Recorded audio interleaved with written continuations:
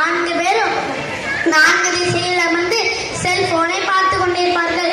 முன்னெல்லாம் கல்யாண மண்டபத்தில் சொந்தக்காரங்களை பார்த்தால் எப்படி இருக்கீங்க என்று விசாரிப்போம். இப்போ உங்க போன்ல சார்ஜ் இருக்கா என்று தான் கேட்கிறோம். நேரில் பார்த்தால் பேச மாட்டார்கள். ஆனால் அவன் வைக்கும் வாட்ஸ்அப் ஸ்டேட்டஸில் ஒரு இதயம் எமோஜி போடுவார்கள்.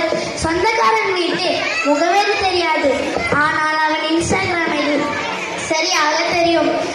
நேரில் பார்த்தால் அடையாளம் தெரியாத உறவுகள் முகநூலில் மட்டும் நண்பர்களின் பட்டியலில் இருப்பது கவலையாக இல்லையா நண்பர்களே?